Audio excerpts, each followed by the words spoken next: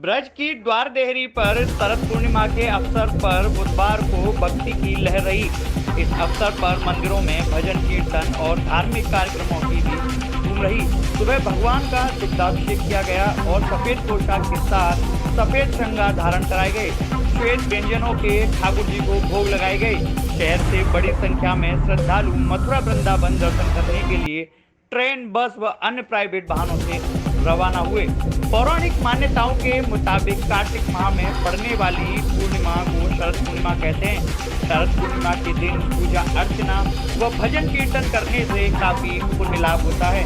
इस दिन भगवान के सफेद श्रृंगार सजाए जाते हैं और सफेद व्यंजनों के भोग लगाए जाते हैं। बुधवार को शरद पूर्णिमा के अवसर पर वृंदावन के सुप्रसिद्ध ठाकुर बाके बिहारी मंदिर, राधा वल्लभ मंदिर, राधा दामोदर मंदिर, राधा श्याम सुंदर मंदिर, सेवा कुंज निर्धन राज मंदिर, राधा रमण मंदिर, गोविंद देव जी मंदिर, गोपेश्वर महादेव आदि मंदिरों में शरद पूर्णिमा का पर्व धूमधाम से मनाया गया।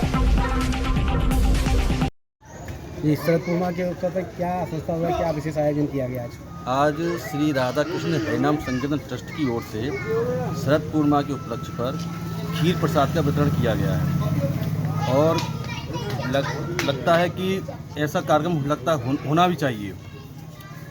और क्या विशेष महत्व है आज शरद पूर्णिमा का?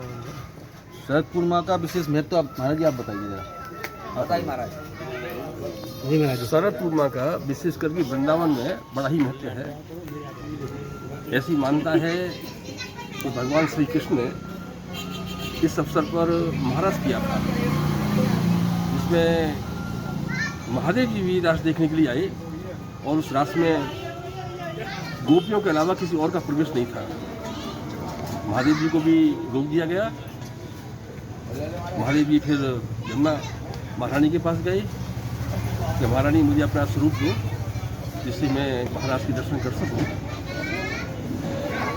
तो गोपी रूप धारण करके भगवान भोले बाबा को महाराज में प्रवेश मिला। तभी से भोले बाबा गोपेश्वर कहलाए। तो गोपेश्वर महाराज ये सारी जो भगवान की लीलाएं हैं वो विशेष करके शरद पूर्णिमा से, रास पूर्णिमा से जुड़ी हुई हैं।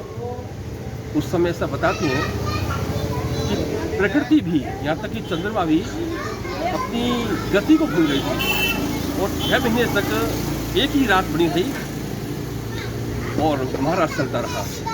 तो इस प्रकार से आज की जो शरद पूर्णिमा है और शरद पूर्णिमा में चंद्रमा की जो अमृतमयी किरणें हैं उनका एक अपना विशेष महत्व है। ऐसी मान्यता है कि आज के दिन भगवान का भोग अर्पित करने के लिए खीर प्रसाद उनके समक्ष रखा जाता है और रात भर वो खीर चंद्रमा की अमृतमयी किरणों में रखी रहें और सुबह उसको लिया जाए तो वास्तव में अमृत प्राप्त होता है।